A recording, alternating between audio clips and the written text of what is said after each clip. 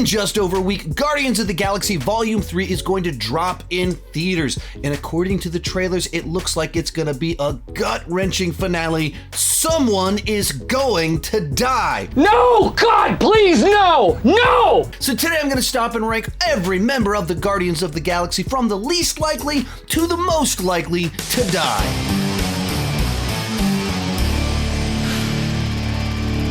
Hi, my name is Sean, and I love to talk about movies and TV way too much. With that in mind, go ahead and join me down below in the comments section. Share your ranking of the Guardians of the Galaxy based off who is least to most likely to die. One more thing before we get started. If you enjoy my content, want to support the channel, or get more content from me, consider joining over on Patreon. You can get all of the exclusive videos that I post over there. I do 4-ish live streams, Q&As every month. I do 2 or 3 box office roundups, as well as some other videos, and you can gain access to all of that for as little as $2 a month or $21 per year. And then there's also a tier where you can have a monthly video chat with me. The link for all of that is down below in the description, and let's get started. The least likely to die, Groot.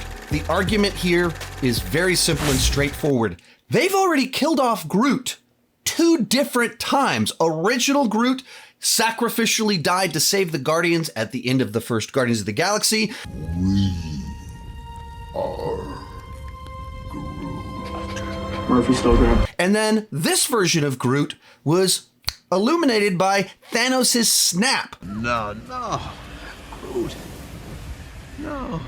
So even this version of Groot was dead for 5 years, and it just seems extraordinarily unlikely that we're going to kill off Groot for the 3rd time at the end of a film. Along those same lines, when you look at the footage in the trailers, you see Groot in kind of all the different locations. You see him angry, screaming, "We are Groot."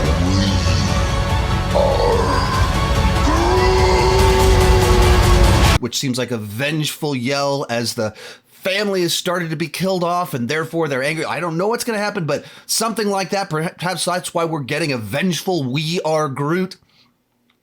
And just simply put, we've seen this Groot grow up from dancing plant in a post-credit scene to annoying baby Groot in Volume 2 to belligerent adolescent Groot, and now we've got swole Groot.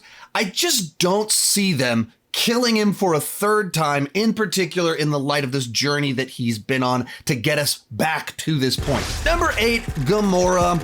Reasoning is essentially the same. We've already seen Gamora die, and it had big emotional ripples. It caused Star-Lord to be triggered, thus led to Thanos' snap. So the idea that they would repeat that and kill her off once again as a motivation for whatever's about to transpire just seems really unlikely to me. And it doesn't seem like the most emotionally satisfying direction to go either, to just keep killing off this same character. And I think because it is a version of Gamora that isn't as close with all the Guardians, it adds this kind of this extra layer in there of, as you see her become attached to them and make choices to rescue them and save them, it seems like something like that is more compelling. Now, perhaps even to that point, though, I could be way off base, and that is what makes her have a choice in the end. When she died in Infinity War, that was Thanos' choice. What if the arc for her character is that these people that she doesn't like, doesn't really care about at the beginning of the film, by the end of it, she chooses to sacrifice herself to save them, this new family that she's rediscovered, kind of completing the arc that she really did have a big heart, even whichever version of her that we have. But she's in next to last place, so I don't think they're going to kill her off just because it's too repetitious. Number 7, Cosmo the Space Dog. Now, I am including Cosmo the Space Dog in this list because Cosmo was in the holiday special. Cosmo on Wikipedia, which is the ultimate reliable source, says that Cosmo is one of the Guardians, and they gave Cosmo a character poster, and Cosmo is on the poster that I used at the beginning of this video. So they're treating Cosmo as a member of the team. I don't think James Gunn's going to kill off a cute talking dog, but he is also James Gunn that made this very dark film right here that still was lighthearted. He made the movie Super. He worked for Troma for years.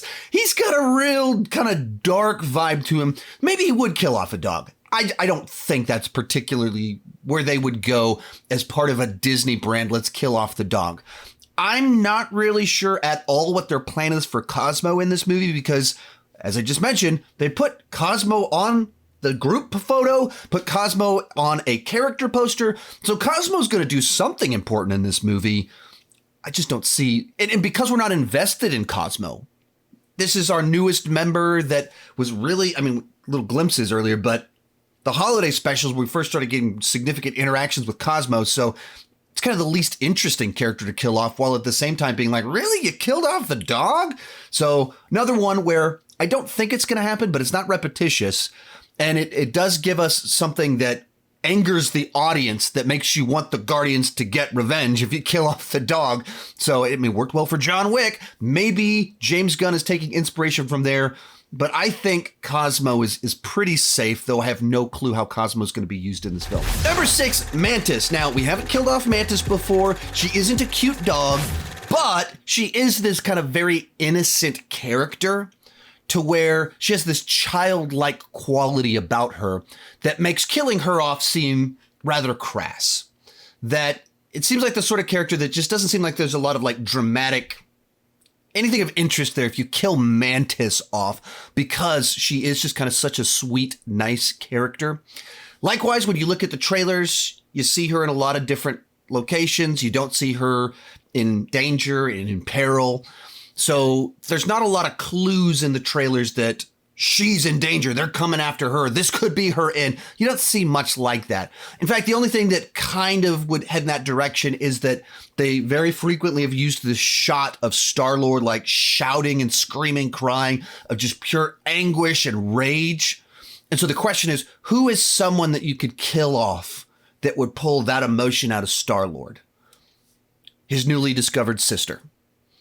But for that matter, if you he views all of the Guardians as his family. So I think if you kill off any of the Guardians, you can get that reaction from Star-Lord. In which case, it's not unique to her. The one clue that has it towards her applies to everyone else. So I think she's safe. It's not repetitious to kill her, but I just don't see any evidence that we're heading that direction. Number 5, Star-Lord. And honestly, the next 3 on this list, number 3 through 5, I went back and forth and switched them around a whole bunch because I had different lines of thinking that got me to the various different conclusions. But 3, 4, and 5 are really kind of tied in my brain. But at the last one that I did before I hit record, Star-Lord came in at number 5. And so essentially, he's the leader of our Guardians of the Galaxy. When you look at the trailer footage, you see him in kind of almost all the different locations, all the different spots that they're at. So almost certainly he makes it to the end of the film.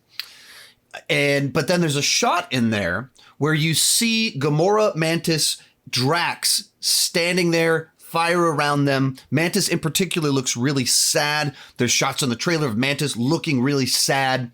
And there's shots of Star-Lord running through like an exploding building, trying to escape from something. So my guess is that the big fire location is the final big set piece. In which case, even as you're looking at this, there's some amount of Star-Lord is trying to escape imminent peril. I have to guess, how do I think that's going to play out? Because that certainly hints at this could be the end for Star-Lord. There's absolutely the implication because you got 3 people over here looking sad and you have him running. That could be just the way the trailer's cut, but there's fire. Seems like those are probably from around the same point in time in the movie. Another thing, even as I'm saying, like maybe I need to move Star-Lord further up on the list. The last movie had a moment where Star-Lord's about to die and someone sacrifices themselves to save him. So if even what I'm piecing together here is that Star-Lord's trying to escape while others are like sad that he's not there, and perhaps someone last minute rescues him, that's kind of a repeat of what they did in Volume 2. Different context, same basic idea of what's taking place from a plot standpoint. So I don't think they'd repeat themselves like that. But also, do I think you're going to have Star-Lord running through an exploding building almost to make it to not quite make it in time? I don't know that I feel that that's the way we're going to kill off Star-Lord. Now, there is this shot in the trailer that shows Nebula carrying Star-Lord. It's kind of a group team picture of them walking towards the camera, except the leader of our team is unconscious. That would indicate something terrible happens to him, but my guess is that shot is from the opening sequence of the film. This is the only team photo where we have Cosmo as well as Kraglin in it. And so the idea that we see Cosmo and Craglin in very few of the other action sequences, but they suddenly show up in the final battle or something and Star-Lord's dead in their camp. It just doesn't add up to me. That doesn't sound right. And maybe what happens is he's desperately trying to survive and Gamora rescues him as the final act to show that this new Gamora has feelings for him or something like that. I don't know. But my gut tells me he's not going to bite it. But I'm not going to be surprised if he does. Number 4, Trash Panda. Excuse me. Rocket Racoon. And Rocket, of all the characters on this list, was the most difficult for me to place. And a lot of that goes back to a quote from James Gunn from a month ago where he said, the most important thing for me was Rocket's story. And then following that, everybody else. Rocket is the secret protagonist of the Guardians of the Galaxy and has always been the center of it for me. And this is really fulfilling that. The reason I came back and decided to do this movie was because I really felt like Rocket's story needed to be told, and it was left hanging after Volume 2. So, as soon as you hear that, you go, okay, Rocket is the key to this movie. So, what does that mean, completing his story? What is the satisfying arc, and what are all the little clues in the trailers and clips? So my guess as to what takes place in this movie is that Rocket gets kidnapped. He's taken captive back to where he was created, and he's hanging out with all of his childhood buddies. You see him hugging all these creatures. And so our Guardians are on a quest to go and rescue their friend and stop this force. And you see like this sequence where they're like in spacesuits and hopping around. As best I can tell, we don't see Rocket in a spacesuit hopping around. When they land on the suburban planet with the aliens on it, they get out of the ship. Rocket isn't with them. They joke around. Drax throws the ball at the kid. Rocket isn't with them. And then also in the trailers, you see Adam Warlock fly into this suburban neighborhood, blowing stuff up. And then there's a shot of Gamora carrying Rocket. So my guess is that the planet where Rocket is held captive is on the suburban planet. So they go on this big, gigantic adventure to try and rescue him. And they're able to rescue him. Gamora specifically runs off carrying and saves him. And that kind of leads me to think, would they go on this great adventure to save Rocket only for Rocket to then die right afterwards? That's the calculation in my head. Or if they go to all this effort to rescue him, but his arc is complete, does that mean that it's satisfying for him to die? You have other quotes in here that just highly indicate that Rocket could be in severe danger. They show him in the fire setting context saying, "I'm done running," which I imagine means he's rescued. They're in some context where they're in big danger and they're like, do we hop in that ship and run and get out of here? But he goes, Pete, I'm done running. And therefore they decide to just fight back against all of this. Then you have sad Rocket saying, We'll all fly away together one last time. I wonder if there's some implication that they're all going to die. Like, is it possible that my guess on here is totally wrong, because the satisfying conclusion is they finally found each other, find the family that they never had, and they end up dying together to stop this greater evil? Uh-oh. No. No. I don't think so. But so I think once again, that hints at the idea that potentially Rocket is in danger. And then the final ultimate example that maybe hints that maybe he's on the riskier side here. You have Star-Lord and Groot holding up guns, firing at people, while Groot shouts,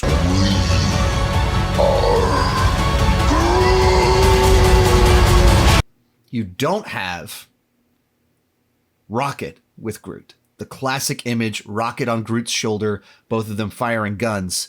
We don't have that. It's with Star-Lord.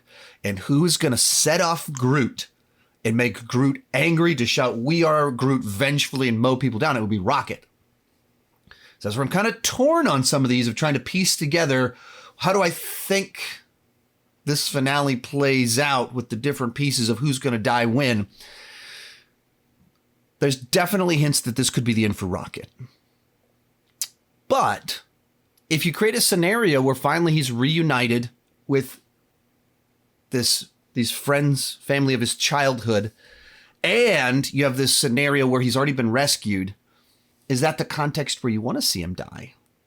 Do you ever want to see a cute trash panda dying and having his death scene?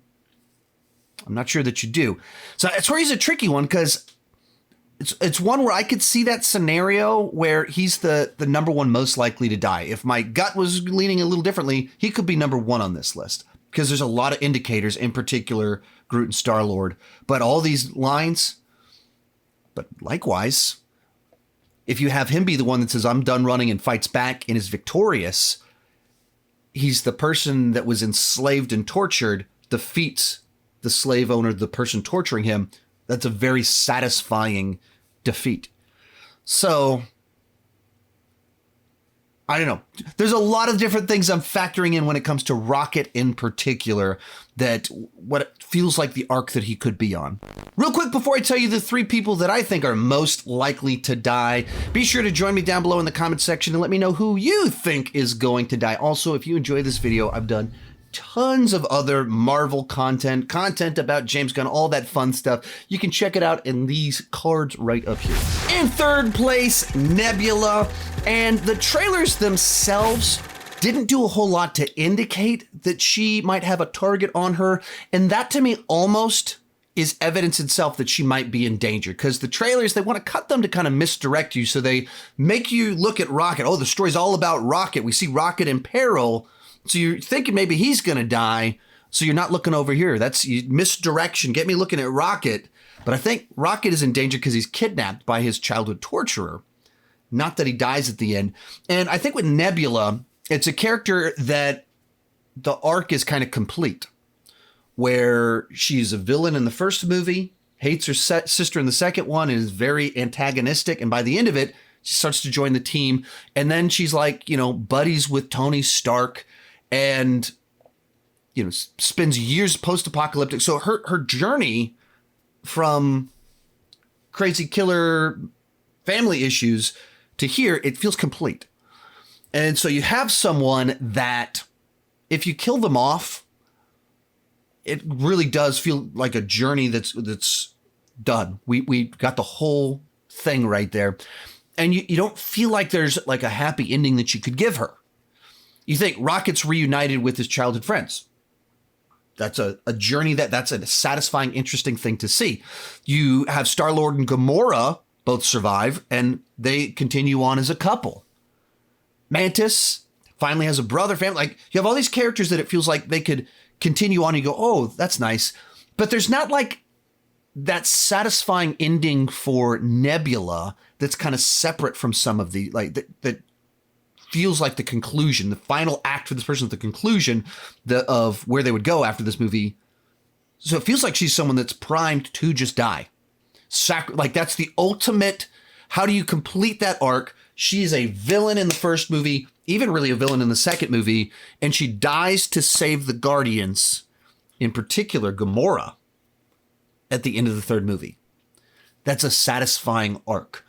There's not too many clips in the trailers that pointed the finger at her, as I said before, but there is a shot where the way that it's cut, it looks like Adam Warlock is on top of her, ground and pounding her into the ground, in which case I'll stay behind to give you guys time, and gets in a fight with Adam Warlock that's just enough to slow him down so they can escape before the thing explodes or whatever. That's the one thing that really directly indicates she's in danger. But I think my argument, more comes from that kind of feeling of what is a satisfying conclusion for Nebula. And that's the villain who turns into sacrificial hero. That's powerful stuff. That's an incredible journey that makes her character more compelling. That's where I kind of feel like maybe that's what they're doing here. Our runner-up, Kraglin, and this one is pure speculation. There's not much in the trailers to indicate his fate or what his purpose is in this film. But his absence from a bunch of sequences while being not a talking dog, a character that has Yondu's whistle deal, arrow deal, makes me feel like he's a character that you could kill off an hour into the movie that really ups the stakes, the danger for what's going down. That he's been with us since the first movie. He has a certain innocence to him, that childlike nature, kind of like with Mantis, to where you don't want to see someone like that die. And at the same time, it's a character that's kind of had this tragic journey, in particular in Volume 2, where all of his friends are killed off. Yondu is killed off. And so he doesn't have much left. But he's also not one of our main guardians. He's on the posters. He's got a character poster. He's listed as a guardian, but he's not one of that main group. So he's kind of this kind of lingering Ravager of sorts. So it could go a couple different ways of he gets killed off, or at the end of it, Stallone promotes him and gives him his own ship or something, like whatever. I don't know what that would be. So maybe he gets kind of this happy ending of getting a ship, but he's not a character that feels like a leader to give him his own ship or anything like that. So the satisfying thing is you have this character that's, kind of like the space pirate that slowly discovers a new family and ends up dying to save them in some context so that they can continue on to rescue Rocket or whatever the plot ends up being. But like I said, this is more speculation than anything else. You got one shot in the trailer that really kind of shows him as the group picture where Star-Lord's knocked out. He's in there. But like I said, I think that's the beginning of the movie is my guess. So you don't see him in these other environments. That's not out of that wouldn't be inconsistent for him to be back on the ship, not getting in on the action. So it could be entirely that. But I just have that feeling that maybe he's a guy that they'll kill off pretty early. If he dies, I don't think it's going to be at the end. I think it's going to be in the first half of the film. But easily coming in at number 1 for me is Drax the Destroyer. Going back to a year ago, Dave Bautista was saying in interviews, Guardians of the Galaxy 3 will be his last time playing Drax the Destroyer. He openly stated that. He's kind of made it clear that the idea of kind of playing a silly character like this that is more comic relief than anything else, that's not very satisfying for him. I think the other thing you have to factor in there is that the inherent nature of Drax the Destroyer was built off the fact that Dave Bautista looked like that 10 years ago. This big, muscular dude, just a hulking mammoth. When he started this gig, he was in his mid-40s. Now he's in his mid-50s. And maintaining that much muscle mass while having low body fat gets very difficult the older you get. And you even look at kind of the costume changes for him. He hasn't been going shirtless so much in the trailers, the holiday special. He's got a vest on. Why? Probably because Dave Bautista's like, I can't do that anymore at my current age. So you just put a vest on him and you go along with it. So likewise, to put on all the makeup, to do all of that, it's hours and hours and hours in the chair. It's very tedious. It puts him in big blockbusters that keeps him in people's minds. But as I said before, he's not someone that seems to have been, he doesn't find this role satisfying or as useful as it was when he first got it 10 years ago. So that's behind the scenes. That's even before you look at the trailers and what they hint at and imply. So then, when you look at the trailers, they do some things that make some pretty good indicators this could be the end for him. Key one being, he says in the trailer, I want you all to know that I'm grateful to fight beside my friends. In that fire setting that I believe is probably the final action sequence of the film, the one where Star-Lord's running through destruction, where there's multiple pictures of them as the team standing there, looking sad, preparing to go to war. You have the line in that same context where Rocket is like, I'm done running. So all that indicates he's saying his goodbyes. There's a shot in the trailer of him waving goodbye. It's cut to make it look like he's waving goodbye to Mantis and she's waving goodbye to him. This could be from two different scenes because they're kind of close up. And the shots look like they're at nowhere, not at the fire location. Again, maybe the fire location is nowhere and I'm just context makes it look different when the whole thing's burning down. But so I think they put a lot of indicators in here that Drax could die. He's a character that also, if you kill him off, you're sad because you like the character, but it's also a satisfying end to someone that lost his family before we even met him, who's been out for revenge. He got it.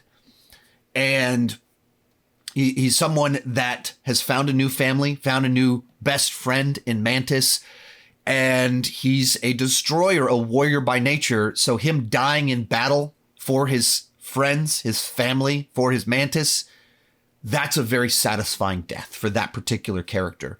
He's already had kind of found happiness after the death of his original family. We've seen that. And so what's left for this warrior? To see him die.